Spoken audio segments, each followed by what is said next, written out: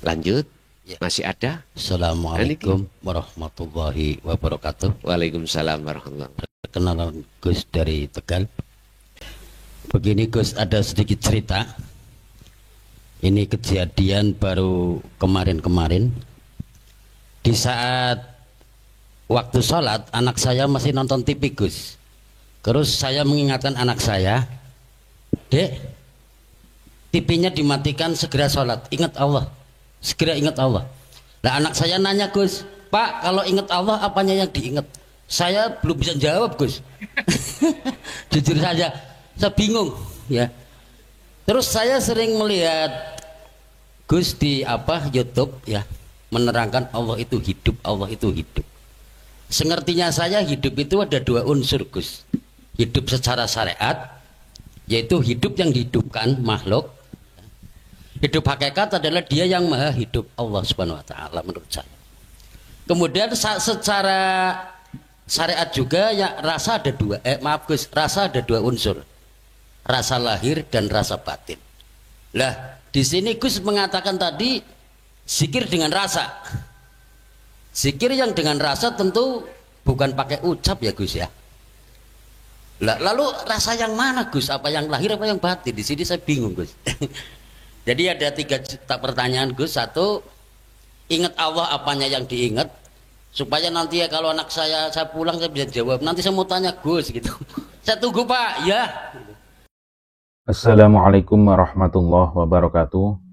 Para pemirsa yang dirahmati Allah Subhanahu wa taala, pada kesempatan kali ini kami akan menyajikan sebuah tausiah dari Kiai Haji Mukhlason Rosid dari Mojokerto. Marilah kita sama-sama menyimak dan mendengarkan apa yang disampaikan oleh beliau. Bagaimana proses penciptaan nur menjadi yang kosong? Begini Pak, kita harus tahu asbabun nuzul surat Al-A'raf ayat 172 terkait masalah apa yang kusampaikan tadi, alastu birabbikum qalu bala syahidna. Penciptaan nur dari yang kosong pun sampai tingali cahaya. Nur iku cahaya. Cahaya lampu niki sampai tingali. Iku saka ndi? Mungkin logika ngomong, oh saka setrum. Lah ngoten nggih. Saka setrum. Artinya Bapak Ibu, Anda akan bisa sampai ke setrum, ke wujudnya setrum. Proses wasilun itu jenengan harus melihat adanya cahaya.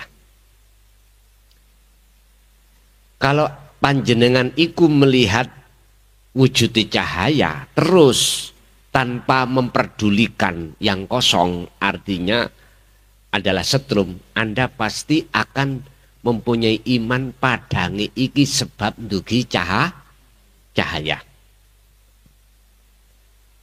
Nyun sewu, di dalam syariat sudah dibimbingkan terhadap kita cara untuk meyakini adanya Allah. Bagaimana? Adanya dunia seisinya. Dalilnya, wujudnya dunia ini sebagai tanda wujudnya Allah. Karena yang menciptakan dunia ini adalah Allah. Artinya selama jenengan menganggap kewujudan dunia ini wujud, maka Anda sampai kapanpun tidak akan pernah tahu wujudnya Allah. Sama dengan ini. Aku Allah. Aku Allah, supaya bisa dikenal wujudku terhadap hambaku, tak lahirna rupa nurullah. Wujudnya nurullah dunya saisine. Akhirnya semua umat manusia menjadikan wujudnya dunia iku yang mewujudkan Allah dijadikan sebagai dalil. sebagai ayat wujudnya Allah.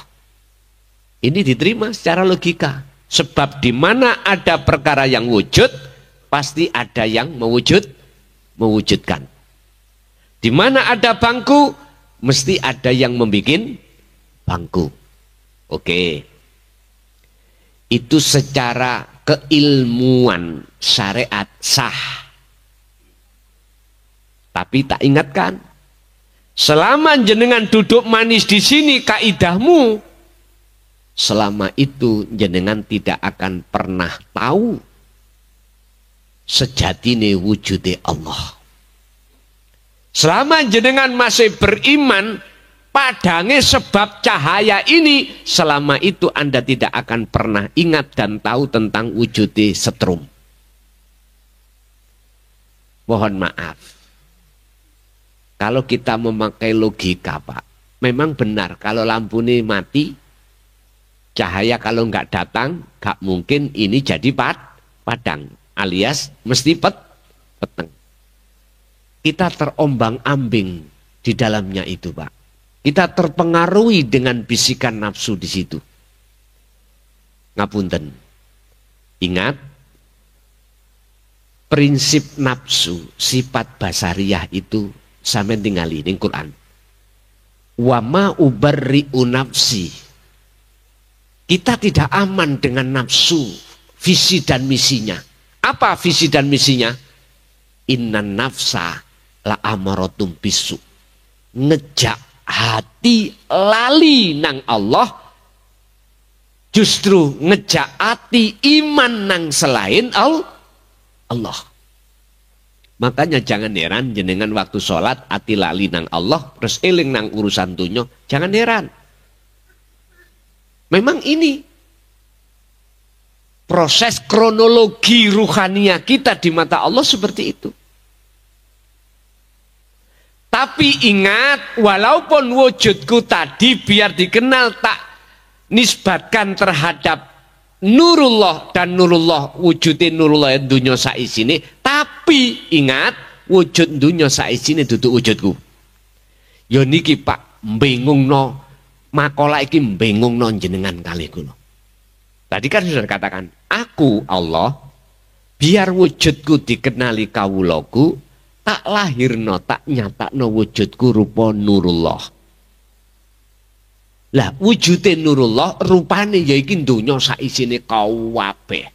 Ya termasuk wujud jenengan kali kula, wit-witan, hayawan, iku wujud Nurullah. Tapi wujudnya iku duduk wujudku. Lah bingung sini iki. Itulah Pak ilmu tasawuf Pak. Mengapa harus bingung? Jawabannya mek situ. Karena di dalam hati kita masih merasa kita ada. Wis titik. Kalau dalam hati jenengan keakuan diri makhluk enggak ada, mboten bingung. Mboten bingung. Inilah nanti yang kusebut dalam surat Al-Hadid ayat 3. Allah dohir, Allah batin. Wis. Mohon maaf sing laki-laki mengenal lo ya. Iki munting pol lo iki. Pertanyaan jenengan dadekno muntingi sing kawitan wis sampean simpen mawon pun dipaham sik. Nek bingung wis gawe ngopi ae dhisik.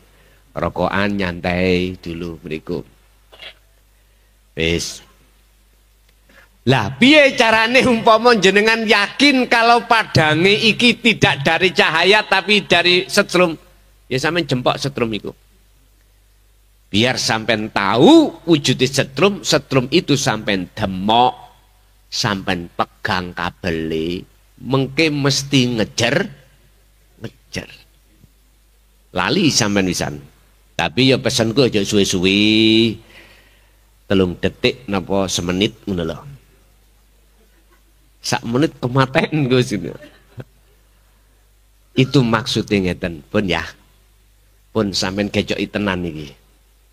Jenengan gak iso ambek ngadeg ambek duduk, nggak bisa ambek duduk berbaring.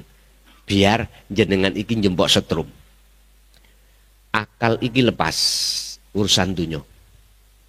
Bersamaan dengan itu hati sing tadinya duwe rasa wujud, keakuan diri. Lepas. Gampangnya sampean melepaskan diri. Rasa iki sampean unculno rasane urip duduk rasa jenengan. Pun nemriku mengke nanti di situ jenengan akan ngalami proses di mana jenengan iku makslep lali urusan dunia. Wes sampean gak usah takut. Manakala diterjadikan sampean masuk di dalam alam kefanaan gelap, wes jangan takut. Pun sampean ikuti Allah memperjalankan jenengan ini. Sampai di mana jenengan nanti akan menemukan satu alam gung lewang liwung. Artinya sampean akan masuk dalam atu alam di mana terang benerang tidak tahu datangnya cahaya dari mana dan keakuan diri sampean tidak ada, yang berkibar di situ hanyalah innani anallah.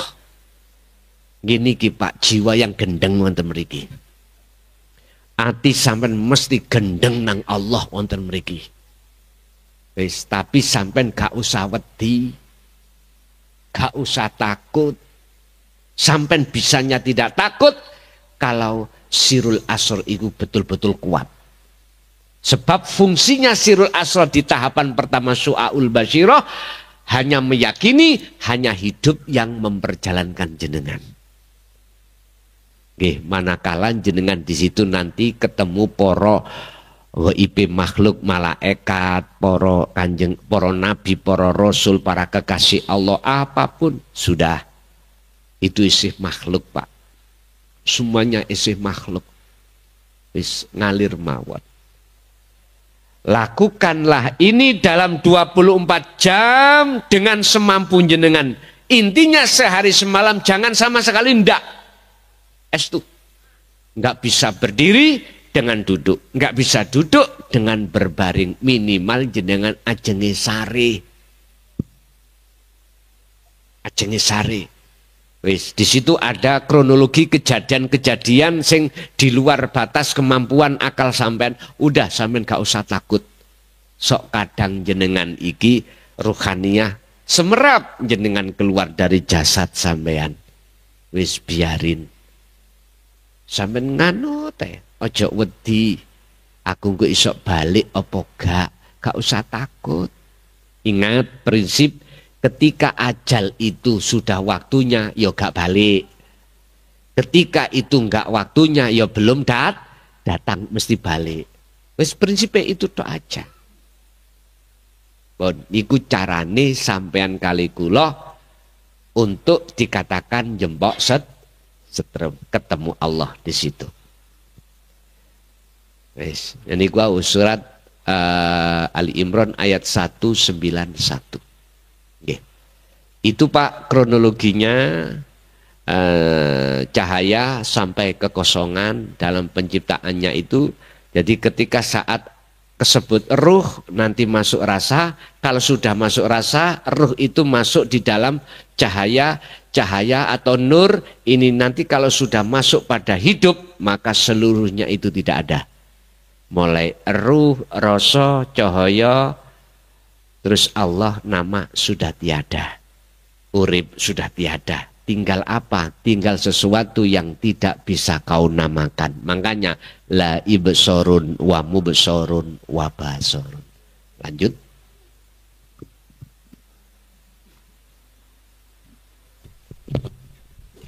Mohon izin kula saking pembimbing. Assalamualaikum warahmatullahi wabarakatuh.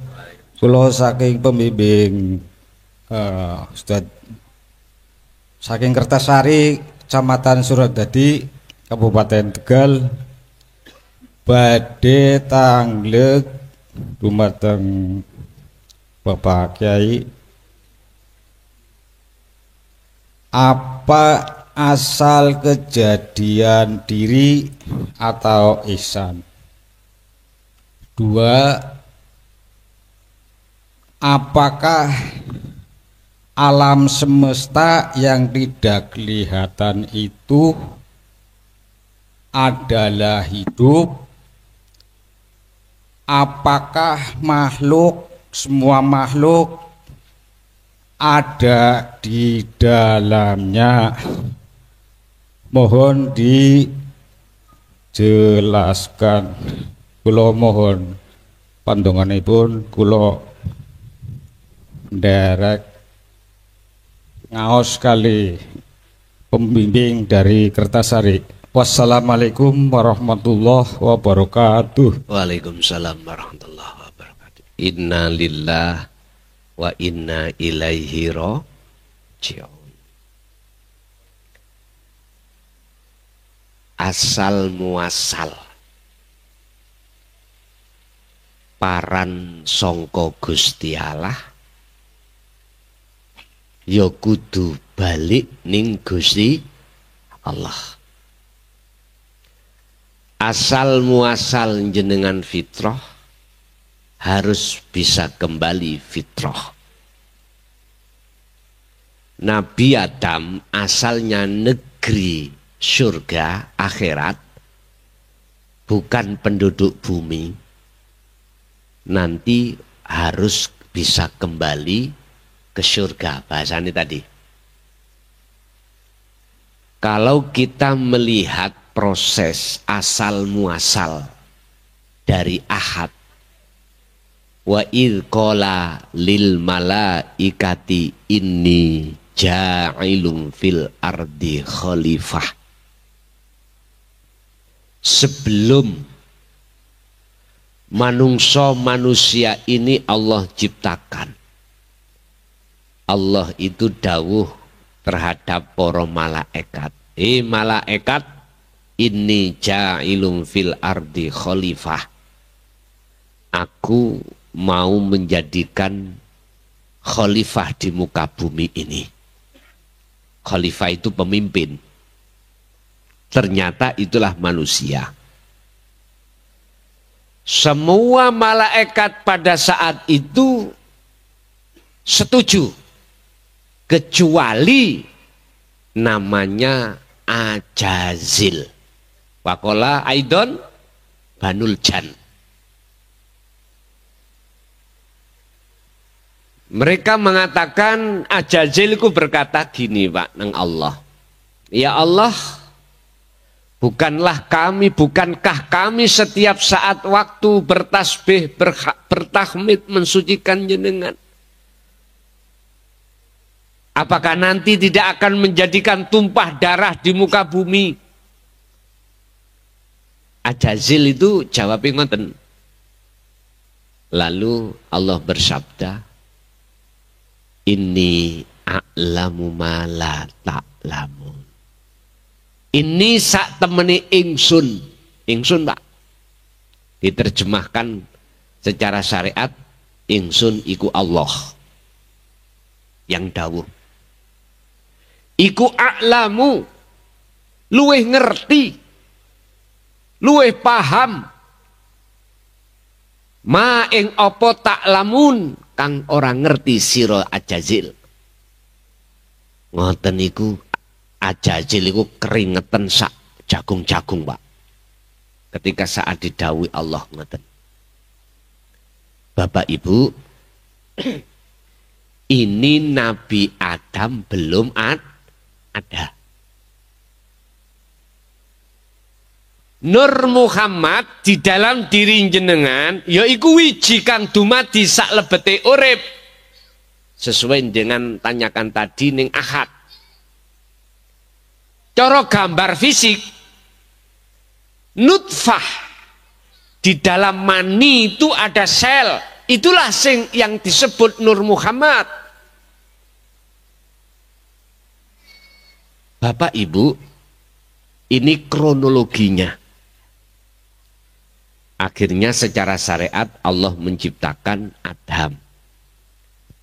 Jasate dari saripati tanah. Rohipun dari Allah sendiri. Yang secara bijaksana disebut Nur Muhammad. Sehingga tanpa Nur Muhammad, semua dunia saisi ini tidak akan pernah wujud. Jikalau tidak ada ndok, ya gak ono Titik. Sebetulnya bukan telur itu, Pak. Elas di dalam telur itu loh yang disebut Nur Muhammad. Nggak akan terjadi wujudnya ayam. Pun ketika sudah wujud, Allah dawuh. Wa idh qala tatkalane dawuh sapa Allah, Gusti Allah lil malaikati terhadap malaikat, usjudu do sujuda sira kabeh li Adama maring Nabi Adam. Akhirnya kamredeg malaikat iku sujud. Iki hukum syariat, jenengan iku sujud nang kotak watu. Tahu kotak watu? Ka'bah. Iki hukum syariat. Tapi maksud hakikate ruhaniyah sampean sujud sing nguasai kotak batu itu. Ka'bah itu. Mbon tersinggung loh ya. Mbon tersinggung. Ini proses kita memangnya. Tapi ila iblis, kecuali iblis ajazil wau. Sebab apa? Aba wastakbar wa kana minal kafirin. Di dalam diri iblis itu ada sifat yang namanya takabur. Sebab apa muncul takabur? Allah dawuh, iblis dalam Gusti, apa yang menjadikan penghalang dirimu kau tidak mau bersujud atas perintah aku? Jawabannya sederhana, Pak. Ana kholaqtani minar wa kholaqtahu min tin. Duh Gusti, kulo kan sampai jadikan dari api, sedangkan Adam dari tanah. Mulia mana? Mesti mulia dari api. Dari arah itulah, Pak. Akhirnya iblis nggak mau patuh atas perintah Allah. Nyun sewu. Ini kinayah. Ini sanepan, Pak. Ini isyarah. Maksudnya sebenarnya bagaimana? Nyun sewu. Kita golongan manusia, ada yang miskin, ada yang kaya, ada yang bodoh, ada yang alim, ada yang jadi masyarakat biasa, ada yang menjadi pejabat. Ada manusia itu golongan sing gak tahu ibadah secara syariat, tapi ada yang ahli ibadah secara syariat. Hati-hati. Hati-hati yang kebagian sugih, kebagian punya pangkat jabatan, kebagian ahli ibadah, sing hati-hati Anda. Hati-hatilah. Atau ahli ilmu, alim, hati-hatilah. Ini jikalau Anda tidak paham, kau akan meneruskan proses perjalanan daripada mohon maaf, buka surat Ibrahim ayat 3. Nyun sewu, sebelum masuk di ayat itu, perlu kami jelaskan. Ningati sampean kita ini, Pak, akan muncul rumongso takabur. Ada kesombongan disebabkan karena kita orang berada. Kita kegolong orang yang kaya. Lah kaya macam-macam sebabnya. Bisa jadi kaya tani, kaya dagang, kaya laut. Entah. Kadang-kadang kaya dari sumber ngingu toyol. Macam-macam gitu. Bisnis-bisnis itu. Jenengan, Pak, nek gak mengenal ilmu tauhid, siapapun kita pasti takabur. mesti muncul rasa rumangsa sugih iku kita. Akhirnya jenengan iki akan mengakui luwih sugih daripada orang lah. Pasti kita akan berbuat dolim. Wis, hati-hati. Yahjubuhum bi ilmihim, yahjubuhum bi amwalihim. Mohon maaf. Kalau ini kau biarkan, Allah akan menutupi hatimu dengan kesugihanmu. Bisnismu tambah digedek nih Allah hasilnya. Akhir dadi istidraj penglulune Allah. Jenengan di situ mesti akan merasa yang kaya. Nomor satu sak Tegal adalah kita. Iswa. Akhirnya nggak tahu sopo siro, sopo ingsun. Allah nutupi. Hati-hati. Satu. Dua, oleh karena kita mulai kecil dididik ilmu fikih, ilmu hadis, ilmu Quran, ilmu alat, akhirnya kita alim ilmu itu. Bahkan menjadi penasehat. Segala hukum apapun yang endingnya di dalam dohiriyah, kalau tidak fatwa dari kita, umat itu kurang lego, kurang puas. Hati-hati. Hati-hati. Bisa jadi kita dalam hati akan rasa takabur pada Allah atas ini semuanya. Pada sifat ilmu jelas sifat ma'ani, sifat wajibnya Allah. Mengapa dirasa diakui kita rampas? Ini jelas salah. Ini kita akhirnya merasa kita jadi orang alim. Padahal yang alim itu adalah Allah sendiri. Kalau seperti ini, Pak, mesti jenengan iki merasa lebih alim daripada orang lah. Ini kalau kita biarkan, kita tidak akan menerima makalah orang lain, pendapat orang lain. Membenarkan pendapat saya sendiri yang berhak, yang harus dipakai. Wis, ini adalah takabur di mata Allah. Hati-hati. Yahjubuhum bi ilmihim. Allah akan menutupi dengan ilmu itu terhadap hati kita, sehingga hati kita sampai kapanpun akan buta terhadap Allah. Na'udzubillah. Lagi rasa takabur akan muncul dalam hati kita disebabkan kita merasa lebih baik daripada orang lain. Dengan bentuk kita disebut oleh masyarakat al-ubad, ahli ibadah. Secara dohiriyah. Mohon maaf, hati-hati. Allah bisa menjadi menutupi hati sampai dengan status al-ubad tadi.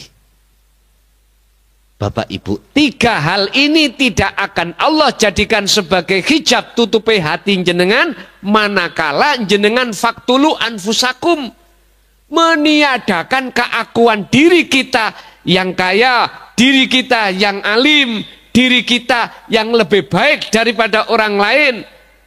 Lalu muncul semuanya yang kaya, yang alim, yang baik itu hanyalah ingsunnya Allah. Baru selamat. Berhubung iblis tidak ada di situ, nggak mau, Pak. Akhirnya iblis minta 2 rekom. Datang Allah. Al-Hijr 39:40. Ya Allah, saya sudah kadung sampai cap sebagai makhluk yang khianat, makhluk yang mokong. Izinkanlah saya minta 2 rekom. Apa iblis? Setunggal, 1. Izinkanlah saya untuk menyesatkan Adam dan anak putu Adam. Monggo, nek iso. Nomor 2, tangguhkanlah umur saya tidak jenengan pateni sampai hari kiamat. Oleh karena iblis itu dapat rekom dari Allah untuk menyesatkan Adam dan anak putu Adam, maka terjadilah fakta Nabi Adam diusir oleh Allah dari surga ke dunia. Hanya disebabkan karena makan buah. Wala taqrabah hadis syajarah. Adam, jikalau kau ingin tetap bermukim di negeri akhirat, jangan kau pernah mendekati buah khuldi. Bapak Ibu, jikalau jenengan pingin makrifat terus waktu kecil, jangan Anda mendekati buah khuldi, yaitu hubus syahawah. Ini. Tapi berhubung wis nasib Gusti Allah ikut terjadi, maka terjadilah kita tersesat dan disesatkan oleh nafsu, oleh iblis itu. Seperti Nabi Adam. Tapi Gusti Allah pesen, Adam, wis blenger nak kuwi ana donya. Wis kapok inggih gak weno. Mangan ya leren nandur, leren soro. Jenengan diwastani, kuwi wis akil balik. Ning donya pegel awakmu ning donya. Biyen dadi anak kecil aja enggak kerja, dia apa kemauannya akan datang.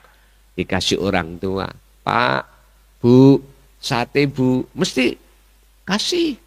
Padahal anak kecil enggak pernah kerja, minta gini, minta gitu, dituruti. Itulah Pak gambarannya Pak. Sekarang proses jenengan kadung sudah seperti ini, Allah mengingatkan. Adam, ingin balik anak? Nggih Gusti. Tapi ono syarate. Apa syarate? Niki lho sampeyan cekel. Fatalaqa Adamu mir Rabbi kalimatin fataba alaihi. Syarate mung situk. Adam bisa balik nang negeri asal akhirat, jenengan balik ke fitrah nang Allah syarat di situ. Apa menurut ayat itu? Harus menerima kalimat. Kalimat iki wahyu. Wahyu itu bukan sawah payu lo ya. Wahyu. Sing dimaksud wahyu niki fitrah Pak. Apa yang menjadikan hati jenengan itu bisa kembali pada Allah. Itulah kefitrahan wahyu. Saya jawab, yang disebut kalimat adalah wahyu sing didik ruhaniah jenengan, tinggalkan iman selain Allah. Pun titik. Anik butullaha wastanibut taghut. Arahkanlah imanmu, ruhaniahmu itu hanya pada hidup. Wastanibut taghut, lan jauhkanlah hatimu dari taghut selain Allah. Faqala aidon wa may yakfur bit taghuti wa yu'min billah, barang siapa meninggalkan taghut maka wa yu'min billah, dia akan bertemu Allah. Carane ya niku wau, terusno oleh zikir niku. Fataba alai, kesalahan Nabi Adam memakan buah khuldi diampuni Allah. Kesalahan jenengan memakan buah khuldi yang akhirnya menjadi syirik khafi akan diampuni Allah karena kembali bunyi. Yes. Mutu qoblal maut, lakukanlah hal ini sebelum datangnya kematian.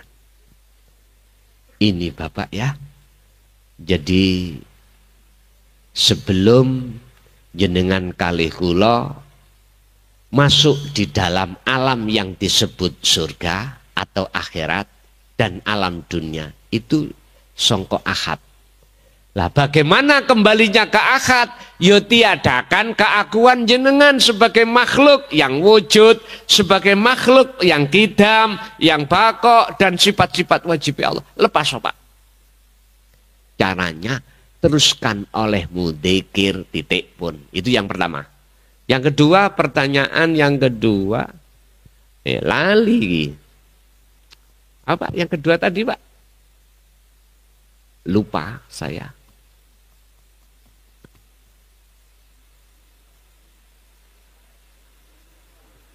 Padha lali nih.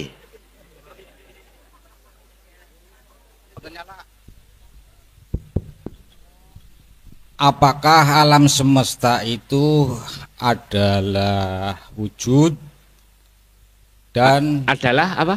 adalah wujud ya. adalah Allah? Nggih. Nggih, sampun. Dan apakah makhluk itu Di dalamnya. di dalamnya Oke. lingkaran Allah wujud? Ya, urip. Nggih, nggih. Alam semesta ketika jenengan melihat dengan mata dohir mesti kosong. Ini kosong. Tapi jikalau sampai lihat dengan mata hati, justru sing kosong itu yang wujud ini. Ini kebalikan, Pak. Jikalau jenengan melihat alam semesta ini dengan mata dohir jasad, mesti ketemu kosong. Tapi jikalau jenengan melihat dengan mata hati terhadap alam semesta, ini wujud.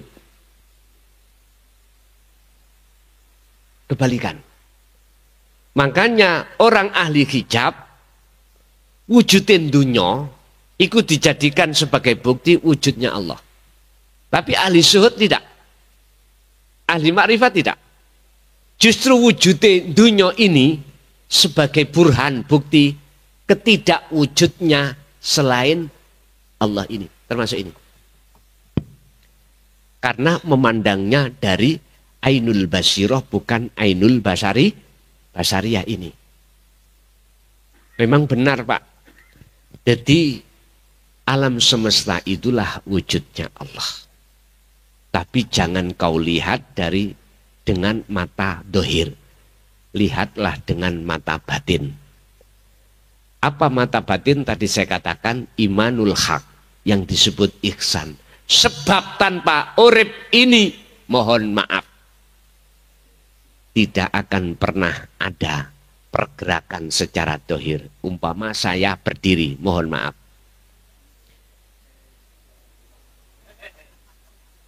Kalau saya tidak bergerak, bayang-bayang nggak akan bergerak. Cetong ya? Oke. Yang ketiga, apakah makhluk itu di dalamnya itu? Tinggal kita memandangnya dari mana. Kalau memandangnya dari mata dohir, benar. Sebab apa? Sebab yang melayani seluruh makhluk itu adalah urip iku. Contoh, kita bisa ke sini, yang menjadikan bisa ke sini siapa? Urip. Oke. Kita makan, siapa yang menggerakkan dalam makan? Urip, hidup, ya. Sampah kita telan dan lain sebagainya. Intinya hanya urip itu yang melayani kita setiap detik. Dalam hal melihat, mendengar, berucap, bernafas, apapun tidak bisa lepas dari hidup. Tapi jikalau mandangnya ini dari pandangan rohaniah, tidak ada selain daripada yang ada.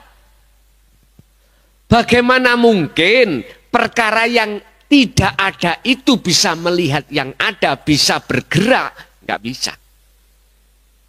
Yang bisa bergerak, yang bisa melihat, itu yang ada sendiri. Sik bingung.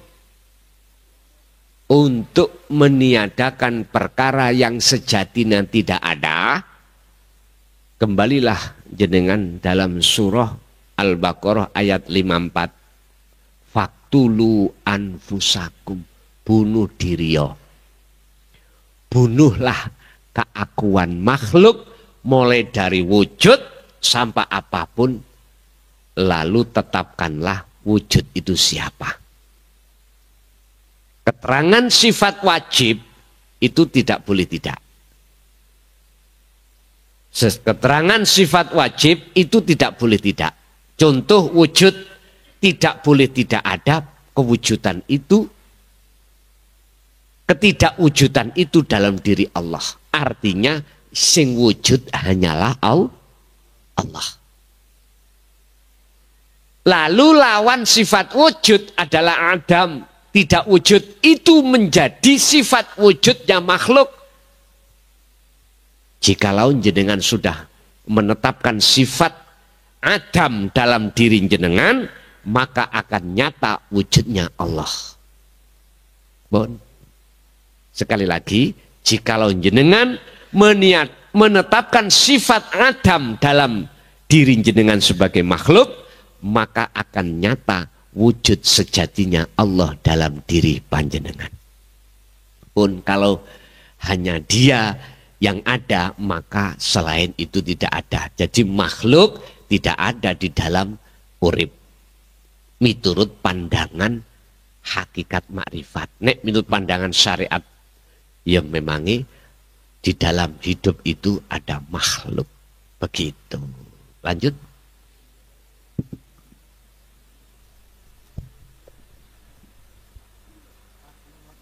Assalamualaikum warahmatullahi wabarakatuh. Perkenalkan, nama saya Kajan dari Kertasari, Suradadi, Tegal. Saya akan bertanya kepada Bapak Kiai terkait dari awal masalah sholat. Bagaimana ketika sholat sedang sholat, akan tetapi saya mengingat pada Allah atau hudur, akan tetapi lupa akan rakaat atau bacaan. Apakah itu menurut syariat itu sholatnya sah atau tidak? Atau itu sah secara hakikat? Kedua, bagaimana orang yang masih di wilayah atau di makom syariat saja itu rohaninya masih najis atau tidak? Terima kasih. Wassalamualaikum warahmatullahi wabarakatuh. Waalaikumsalam warahmatullahi wabarakatuh. Saya harus memakai dua kacamata. Kacamata syariat dan hakikat. Kacamata manusia dan kacamata Allah. Miturut kacamata syariat, berhubung jenengan waktu sholat iku ati sampai gendeng nang Gusti Allah, syariat itu nggak bisa mengkiri hukum. Di dalam ilmu fuqaha tentang fikih dari mazhab siapapun, wong gendeng iku nggak bisa hukumi. Orang gila loh ya. Jadi dalam syariat itu terbatas menghukumnya itu. Harus sesuai dengan dalil akliyah. Kalau dia tidak berakal, akhirnya dilalaikan Allah, ya sudah. Syariat nggak bisa menghukumi. Terus bagaimana kacamata hakikat? Hafidhu ala sholawah was sholatil wusta wa qumu lillahi qanitin ai khashiin. Wajib sholat itu khusyuk bertemu Allah. Tapi untuk bertemu Allah ada dua golongan. Satu khos, kedua khawasul khawas. Kalau khos berarti dilalaikan akal sampean, tidak hanya hati, akal dilalaikan jenengan iki posisi dalam sholat. Apalagi rokaat lalai. Nggak bisa hukum syariat menghukumi. Karena sampean iku majnun. Jadab. Pun satu. Nomor dua, secara kacamata hakikat mengunggui Allah, yaitu yang disebut inni wajjahtu wajhiya lilladzi fataras samawati wal arda hanifau wa ma ana minal musyrikin. Inilah sholat yang tidak menyekutukan Allah. Harusnya seperti ini. Dalam surat Al-An'am 79 ini tadi, jikalau ini wajah tu, sesungguhnya wajah ruhmu itu menghadap terhadap sifat Allah, tidak menghadap wajah tu wajia, wajah Allah, tapi menghadap sifat Allah yang berupa samawati wal ard, maka tidak wama ana minal musyrikin, manafinya harus ini akan hilang. Akhirnya wa ana minal dan saya termasuk orang yang menyekutukan Allah. Ini terang-terangan saya terangkan ini supaya umat Islam paham, supaya sholatnya itu meraih betul-betul sholat yang khusyuk. Jadi yang kedua, kalau jenengan diletakkan khawasul khawas, akal masih sambung Pak terhadap rokaat berapa, tapi hati sampean nggak sambung. Karena hati sampean di dalam genggaman Allah, sudah ke ahad. Akal sik disambung ke Allah. Akhirnya jenengan bisa ngimami. Karena sampean membawa sifat papat, sidik, fatonah, tablek, amanah. Kalau yang khos tidak dibawakan ini. Enggak dibawakan. Makanya tidak boleh jadi imam. Di tengah-tengah sholat wong syariat. Bingung wong syariat nanti. Lah, mari takbiratul ihram langsung sujud. Gak bingung ah. Wis jadi makmumai dulu. Bon. Yang pertama. Yang kedua, apakah ruhaniyahnya kita orang syariat itu masih kotor? Lah gitu nih. Bon. Tadi sudah saya katakan manusia itu ada jasmani, ada rohani. Jasmani dididik hukum syariat, rohani dididik hukum hakikat. Jasmani hablum minan-nas, rohani hablum minallah. Jasmani dunia, rohani akhirat. Apakah kita yang ada di syariat itu ruhaniyahnya mesti masih kotor? Jawabannya ada dua. Jikalau jenengan berjalan dengan kaki satu, piye rasane? Pincang toh? Pincang. Jikalau hati jenengan belum menerima yastami'unal qaula wa yattabi'una aksanahu, Az-Zumar ayat 17-18. Orang yang dipilih oleh Allah, maka kita asline masih kotor di mata Allah, bukan di mata manusia. Ruhaniyah kita masih najis. Dikatakan najis sebab di dalam hati kita fi qulubihim maradun. Fajadahumullahu marada. Masih ada banyak penyakit, Pak. Tapi kita tidak merasa selama ini. Iblis ngomong, Gusti, semua Adam dan anak putu Adam akan kujerumuskan, kecuali satu yang tidak bisa aku jerumuskan. Siapa?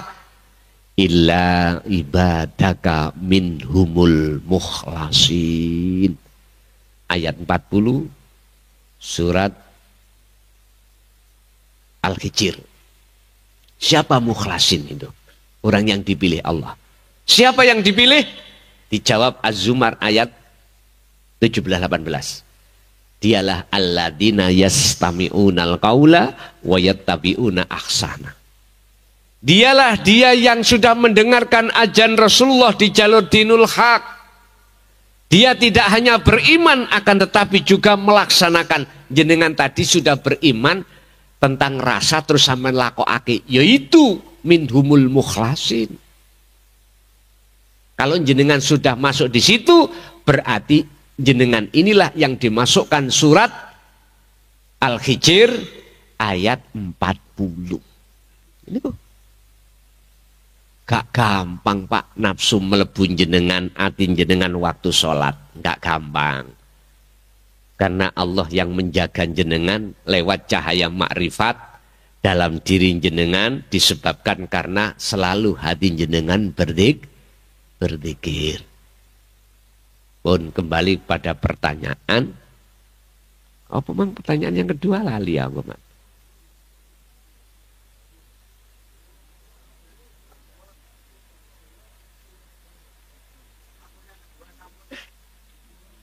Sampun dan yang kedua.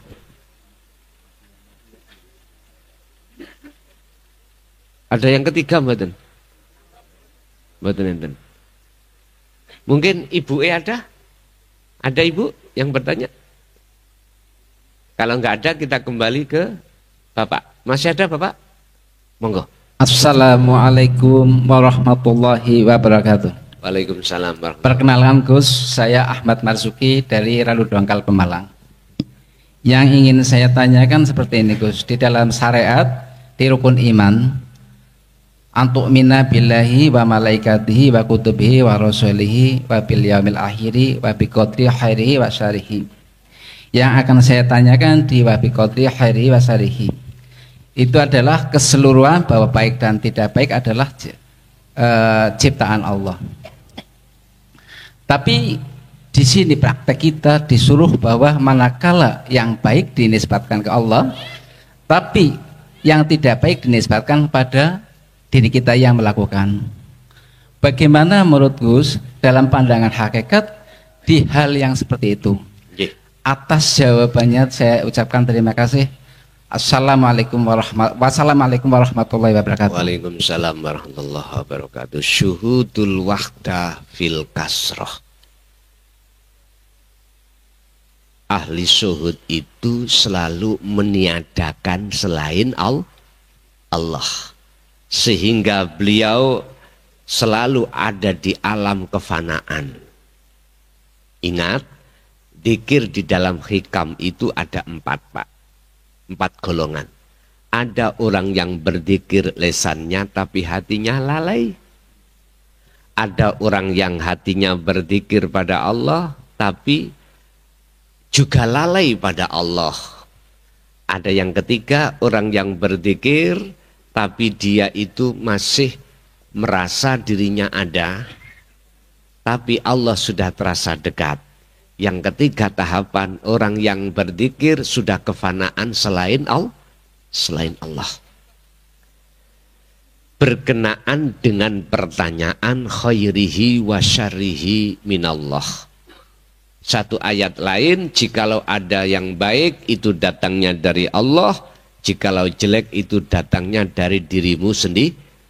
Maksudnya nafsu. Jenengan biar tidak menuduh ada sesuatu yang berkuasa selain Allah, harus syuhudul wahdah fil kasroh. Artinya mengahadiahkan untuk menuju ke ahad. Mengahadiahkan hal-hal yang banyak untuk menuju ke tunggal, ke esa. Piye carane? Empun ningali nama Allah, empun ningali nama malaikat, empun ningali hal-hal yang kayaknya dari makhluk. Tapi lihatlah hidup. Kita kalau melihat hidup maka tidak ada nama baik dan buruk. Karena nggak ada. Buruk ya sesebutan makhluk, baik ya sesebutan makhluk. Itulah nanti akan dikatakan jaiz wenang. Secara hakikat kita memandang, jangan mandang baik buruknya, karena itu makhluk. Pandanglah hidup yang berperan siapa. Kembali lagi caranya, faktulu anfusakum, tiadakanlah, fanakanlah selain Allah di dalam dirimu. Kalau sudah jatuh di dalam wilayah itu, maka walaupun miturut orang lain dikatakan baik atau buruk, tetap jenengan beriman datangnya dari Allah. Modali mana? La haula wala quwata illa billah. Niku modal jenengan. Semua makhluk itu laksana patung. Cara orang Jawa laksana dalang dengan wayang. Walaupun yang dimainkan di kelompok Ngastino, Ngastino kan jelek gitu. Tapi siapa yang memerankan? Terus yang memerankan di dalam Negoro Ngamarta baik kanan siapa? Dalang lagi. Tinggal kita melihat dari mana, Pak? Kalau kita melihat dari sisi makhluk, beda. Kita gak menyebut, gak ingat pada dalang. Siapa sih ngomong Petruk, Bagong? Siapa sih ngomong di dalam Ngastino? Di situ buto ijo, loh nana buto ah. Wis pokoke golongan sing kiwa-kiwa niki lho. Tapi jenengan nek gelem kembali langsung asine sing ngomong sinten? Jawabane Pak Dalang. Tinggal kita melihat dari sisi mana gitu aja, Pak. Lah, kalau melihat dari ayat, jikalau iku sayyi'ah jelek min nafsih, dari dirimu, dari diri siapa? Kalau jenengan sudah masuk dalam hidup, ya diri Allah. Diriku kan dari huruf nun faksin toh Pak, nafsu, ingsun, diri. Tinggal diri lari kemana? Diri Allah apa diri makhluk? Makanya hilangkan kedirian makhluk dalam dirimu, pasti akan nyata dirinya Allah. Begitu Pak. Tapi tetap saya menghormati di dalam sistem syariat. Mengapa dikatakan kalau baik dari Allah, kalau jelek dari dirimu sendiri? Iku supaya secara jasmani kita tidak terbiasa melakukan perkara yang jelek. Ngoten lu asli nih. Makanya ada hukum dua, larangan dan perintah ada di situ. Cuman sayang sedikit, hukum larangan perintah secara rohaniah itu tidak mereka terima. Ini. Sehingga kita orang syariat sampai kapanpun tetap rohaniah kita di mata Allah najis. Dikatakan najis, dalam hati kita masih ada iman selain Allah. Lanjut. Masih ada? Assalamualaikum warahmatullahi wabarakatuh. Waalaikumsalam warahmatullahi wabarakatuh. Perkenalan Gus dari Tegal. Begini Gus, ada sedikit cerita. Ini kejadian baru kemarin-kemarin. Di saat waktu sholat, anak saya masih nonton TV Gus. Terus saya mengingatkan anak saya, Dek, TV-nya dimatikan, segera sholat, ingat Allah. Segera ingat Allah. Nah anak saya nanya Gus, Pak kalau ingat Allah apanya yang diingat? Saya belum bisa jawab Gus. Jujur saja, saya bingung ya. Terus saya sering melihat Gus di YouTube ya, menerangkan Allah itu hidup, Allah itu hidup. Sengertinya saya hidup itu ada dua unsur Gus. Hidup secara syariat, yaitu hidup yang dihidupkan makhluk. Hidup hakikat adalah dia yang maha hidup, Allah subhanahu wa ta'ala menurut saya.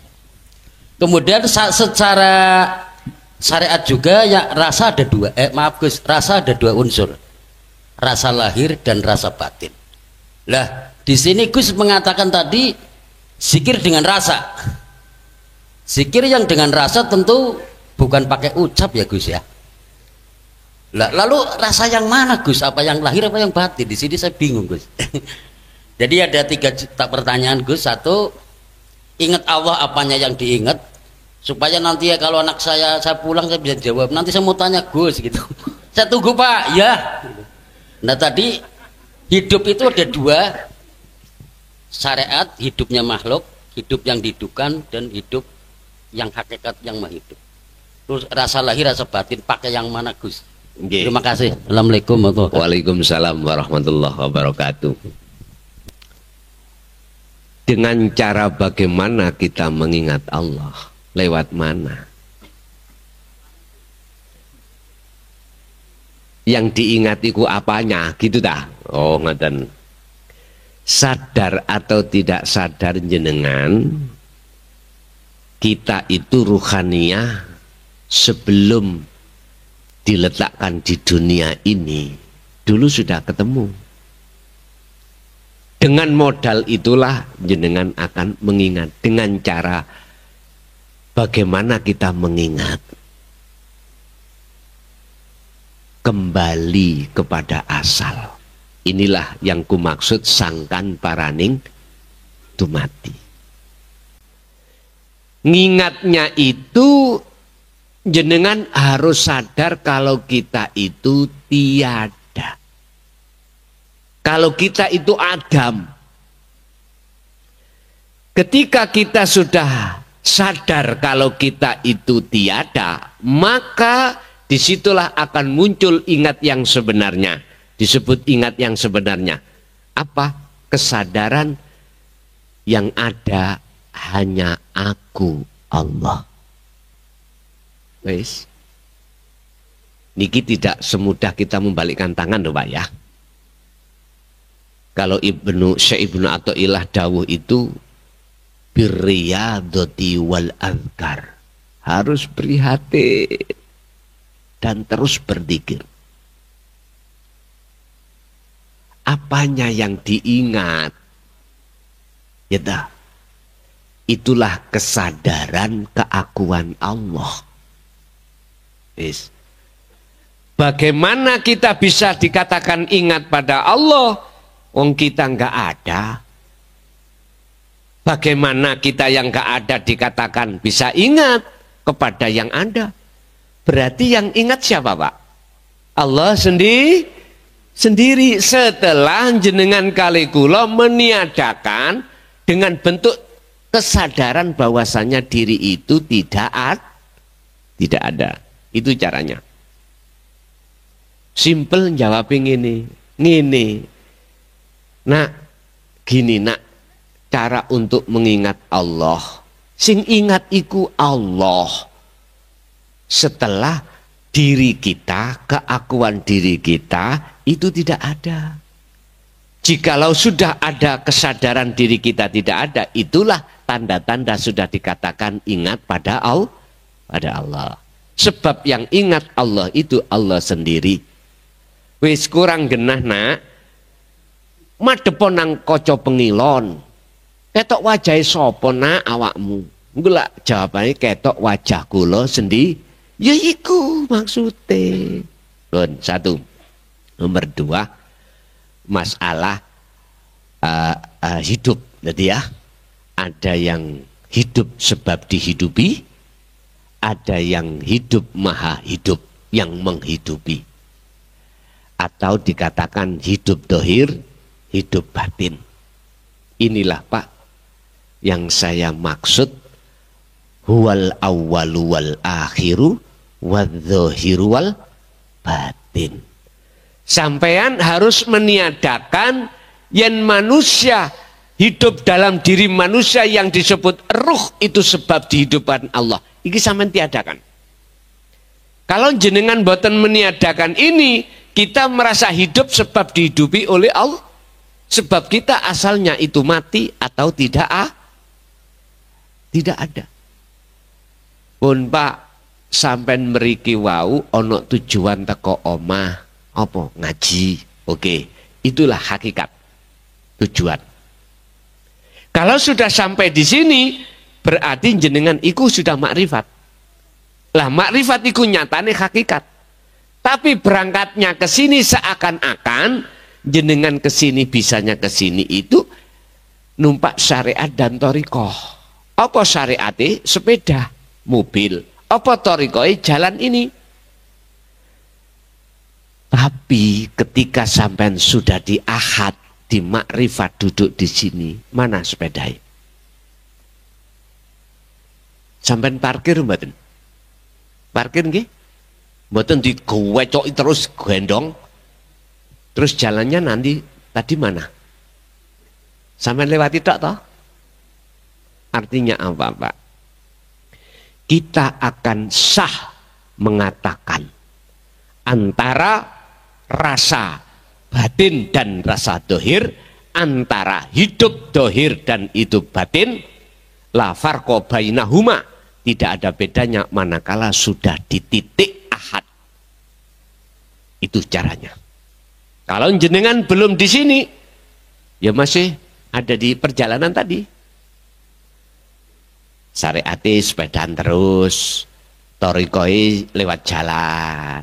Nah, ada hakikatnya enggak? Tujuannya enggak? Ada tujuan? Kalau dikatakan ada tujuan ke sini, mesti jenengan itu ke sini. Kalau sudah sampai di sini, sebelumnya jenengan parkir sepeda tadi, artinya keakuan diri kita parkir. Ibnu Athaillah dawuh terkait masalah ini, idfin wujudaka, pendemen keakuan iro fi ardil humuli, di dalam bumi humul. Humul itu sepi. Pendemen keakuanmu di dalam bumi humul. Apa bumi humul? Sepi. Lebokno rasa rumangsa keakuan diri itu di dalam kefanaan. Sebab jikalau jenengan belum memendem bumi, keakuan di bumi humul, sing muncul dalam diri jenengan itu keakuan hamba terus mungkin. Jikalau jenengan mau untuk memendam di bumi humul keakuan jenengan, maka yang nyata, yang tumbuh dengan benar, itu adalah keakuan Allah. Keakuan Allah. Ini tidak bisa dibantah. Kul ja'al haqqu wa zahaqal batil, innal batila kana zahuqa. Jikalau lampu itu sudah menyala, tidak bisa dibantah kebenarannya.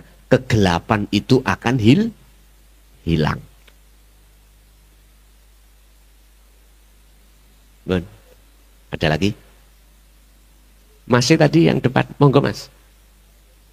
Miki gak nyampe ya, monggo niki Mi. Assalamualaikum warahmatullahi wabarakatuh. Waalaikumsalam. Mamunten Gus. Perkenalkan, nama saya Cipto dari Dukuwaru, desa ini, dari Kabupaten Tegal. Mohon maaf Gus, saya mewakili Jamiah Jaya Abadi Nur Iman. Nyuwun izin pada tanggal Gus. Pertanyaan pertama mewakili Jamiah. Wajibkah umat Islam harus bertauhid? Kaping kalih nyuwun pitutur fatwa dipun panjenengan Gus tentang bagaimana, barangkali ada trik yang jitu Gus, supaya sedikit kita bisa cepat nyampe ke usulan. Kalau boleh pertanyaan ketiga tentang isyarah Gus. Isyarah. Iya. Isyarah yang datangnya dari mimpi dan isyarah yang datangnya dari kejadian keseharian Gus. Maafkan. Assalamualaikum warahmatullahi wabarakatuh. Waalaikumsalam warahmatullahi wabarakatuh. Satu kali lagi nggih, niki sudah mencapai jam 12, besok kami juga kerja ya. Masih pakai yang depan ini ya. Lali. Dari Jamiah, wajibkah umat Islam untuk bertauhid? Nggih. Pun. Sampai padosi surat apa ayat gini. Walladzi arsala rasulahu bil huda wa dinil haq. Surat apa? Pasti ini Al-Qur'an. Di Google mentingali. Dialah Allah yang mengutus utusannya ai Muhammad bil huda, dengan membawa petunjuk, wa dinil haq ai dinu tauhid, dan membawa agama yang mengesahkan pada Tuhan. Tauhid itu artinya adalah ilmu untuk mengesahkan pada Allah. Ini kita awalnya itu Allah kita banyak, tadi air, gitu, apapun kita imani, Allah kita banyak, kita esahkan, kita tunggalkan. Maksud dan tujuannya apa? Liyudhirahu 'ala dini kullih. Untuk membebaskan hati jenengan dari belenggunya nafsu. Karena belenggunya nafsu itulah akan menjadikan jenengan iki Allah tidak esa. Untuk mensucikan agama jenengan kali kula sing asale dereng suci. Untuk menyempurnakan keislaman kita yang awalnya kita itu Islam kita belum sempurna. Belum sempurna. Islam kita masih Islam keturunan, Pak. Biar gak hanya keturunan, mohon maaf loh ya. Biar sempurna kafah, maka wajib bertauhid. Hal ini beliau lakukan walau karihal musyrikun. Walaupun beliau itu dicaci, dibenci oleh umat. Saya Pak, mohon maaf jujur, 24 tahun ini. Cacian, makian, kiri kanan, bahkan saya dipanggil asu, dipanggil babi, dipisui COK. Ajaran ini roti terasa tai sudah biasa. Tapi itu tidak menjadikan saya berhenti. Karena beliau-beliau yang mencaci dan memaki ini belum paham. Kalau sudah paham, aku yakin dia akan merasa selama ini dolim pada Allah. Akhirnya Allah terasa dekat. Ini prosesnya. Makanya ketika Rasulullah masuk di dalam kaum Taif, ajaran beliau bukannya diterima, bahkan dihujat, bahkan Rasulullah diantemi sampai teletongi onta, bahkan dengan batu. Sampai malaikat Jibril ini gak tego Pak terhadap Rasulullah Muhammad. Kaum Taif yang bangkang itu saya blei dengan gunung Uhud bagaimana? Rasulullah jawab, jarno, karena beliau belum mengerti. Siapa tahu dia nanti tidak menjadi pengikutku tapi anak putune. Lah, ya apa sih Pak? Dan ini sudah terjadi pada diri saya ketika tahun 2007. Golongan-golongan yang tadinya itu dikatakan sebagai ahli kitab, itu berupaya saya untuk tidak menyampaikan hal ini dengan bentuk kami itu diusir dari kampung saya. Tapi saya tidak mau keluar. Karena saya mengatakan beliau-beliau itu belum paham dan butuh proses, Pak. Setelah proses selama kurang lebih 3 hampir 4 tahun, beliau sadar, Pak. Akhirnya sampai sekarang saya dijadikan sebagai kepala desa. Ayo. Kesimpulannya, orang yang membenci atas ajaran yang kau sampaikan di jalur dinul haq, jangan kau benci. Dia punya 2 hal. 1, karena alasan dia nggak paham. 2, dia masih perlu waktu proses. Zaman semerap, kita punya anak kecil yang belum balik. Entah umur 3 tahun, dia suka-suka main di pinggir kolam, kecek sampai air, ya dah, di pinggir kolam. Padahal itu bahaya, dia enggak paham. Kita sebagai orang tua yang mengerti, bagaimana Pak? Diangkatlah anak itu supaya tidak tenggelam lagi, gitu. Menangis toh, menangis. Biarin dia menangis karena dia itu memang belum paham kalau itu bahaya. Kadang-kadang dia suka api, lilin, mercon, gitu lah. Dia nggak sadar kalau itu bahaya. Kita orang tua yang sudah sadar, kita selamatkan walaupun dia menangis.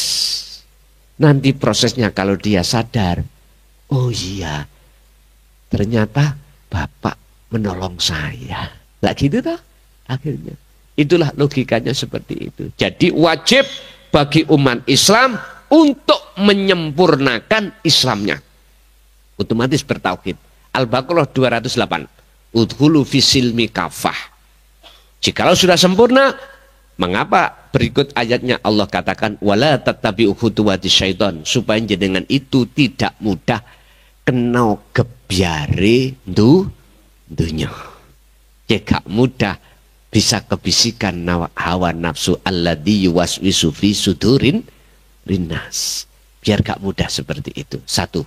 Nomor dua, lali. Yang kedua tadi apa, Pak? Ini kini betul kula tulis, biasanya kula tulis tentang ini Gus, zikir supaya cepat sampai ke usulan. Oh iya. Sampai buka surat Al-Insan ayat 25-26. Ini terjadi pada beliau baginda Kanjeng Nabi sampai Kanjeng Nabi itu mencapai derajat maksum di sini. Wadhkur isma rabbika bukrata wa asila wa minal laili fasjud lahu fasabbihu lailan tawilan. Pagi sampai sore, bahkan malam yang panjang, sibukkan hatimu berzikir. Titik. Berarti setiap napas. Waduh, angel Gus. Empun ngomong angel disik. Memang semuanya itu berawal dari susah. Susah. Tapi kalau itu nanti sudah terbiasa, dengan sendirinya tidak akan bisa putus. Boleh jasad sampean berbicara tentang urusan dunia, tapi hatimu tidak bisa lepas dari zikir. Baik dalam keadaan tidur atau tidak tidur. Waktu tidur, napas pernah berhenti? Disitulah Pak nanti terus berzikir. Itulah mencapai maksud. Yang ketiga, yang terakhir tadi apa? Isyarah. Isyarah mimpi. Mimpi apa tadi?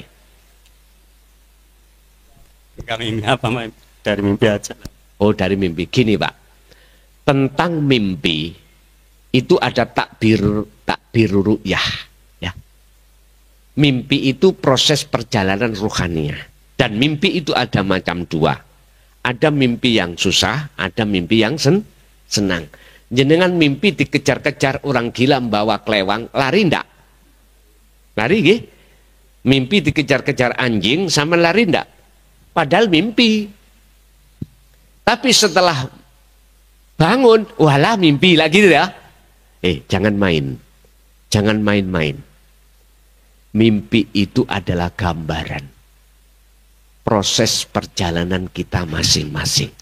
Dan itu punya maksud dan terjemahan masing-masing. Tergantung mimpi yang bagaimana. Ada dua mimpi orang, ahli hijab dan ahli syuhud. Niki.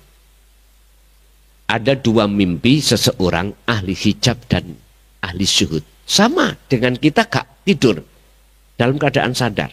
Perilaku kita ada perilaku ahli hijab dan ahli syuhud. Ahli hijab mesti gini Pak, husnul a'mali nata'iju husnil ahwal, su'ul a'mali nata'iju su'il ahwal mingkol bin rohibin. Itu perilakunya kita ahli hijab. Segala perbuatan apapun secara fisik, baik yang disebut ibadah murni atau tidak murni, di mata Allah, mohon maaf, nggak bisa dikatakan baik. Bukan di mata manusia. Sebab gini, apik lan eleke perilaku jasmani ini itu tergantung keadaan rohani kita. Lah, keadaan rohani kita ada dua. Pertama mingkol bin rohibin, yang kedua mingkol bin zahidin. Ini hikam. Mingkol bin rohibin iku tondo ati sampen iku condong madepin nang makhluk. Kalau mingkol bin zahidin condonge hati kepada hanya pada Allah. Di sini Pak. Jadi walaupun baik di mata manusia, belum tentu di mata Allah baik. Walaupun jelek di mata manusia, belum tentu di mata Allah jelek. Bisa jadi di mata Allah itu baik.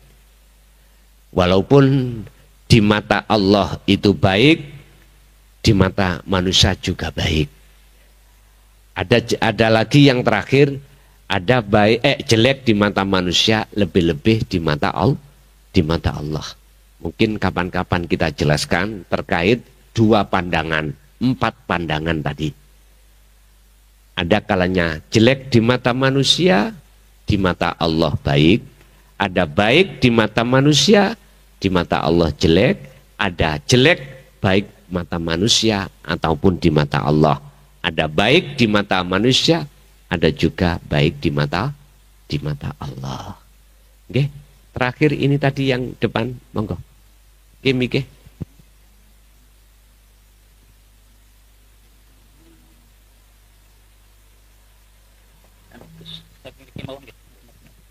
Oke, izin. Pertanyaannya saya ilustrasikan aja ya Gus ya, biar maksud saya tersampaikan. Saya itu pulang dari sini ke rumah memerlukan waktu kira-kira 2 jam. Saya mau ndak mau saya harus pakai helm karena saya yakin ada polisi. Di pertengahan jalan saya tengok-tengok memang tidak ada polisi, tapi tetap saya pakai helm karena saya tahu bahwa dia polisi sedang mengawasi saya. Lanjut perjalanan, ketemu dengan polisi dan polisi itu bertanya pada saya, kenapa kamu pakai helm? Karena saya tahu ada kamu di sini, ketemu kamu di sini. Cuma pertanyaan saya, bagaimana caranya saya pulang dari sini ke rumah? Tetap pakai helm karena saya itu merasa bahwa polisinya itu adalah aku. Karena yang tadi jenengan ucapkan dari awal, dari pertengahan, bila nanti kita sudah game over dan belum menemukan akunya itu, kita tidak bisa ditolong. Yang saya khawatirkan sampai saya mati saya tidak ketemu dengan kata la ilaha illa ana. Yang saya khawatirkan itu, saya mohon kalau memang ada caranya, mohon Gus bisa membantu saya. Terima kasih. Assalamualaikum. Waalaikumsalam warahmatullahi wabarakatuh. Memang awal proses kita merasa selalu diawasi Allah. Untuk selalu diawasi Allah, jenengan tidak boleh melepaskan la ilaha illa anta. Hati, bukan dibaca, tapi dirasa, muncul rasa keakuan Allah. Bahwasannya yang segala-galanya.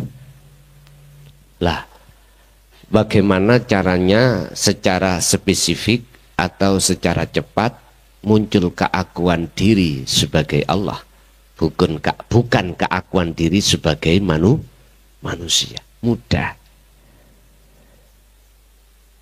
Jatuhlah kau dari langit ke bawah.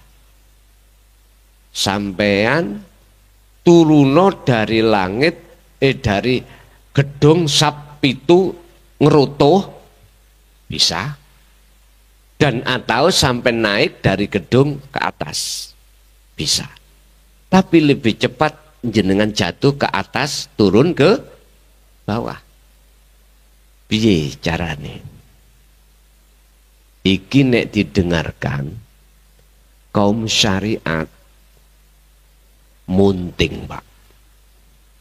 Akhirnya menuduh Syekh Siti Jenar.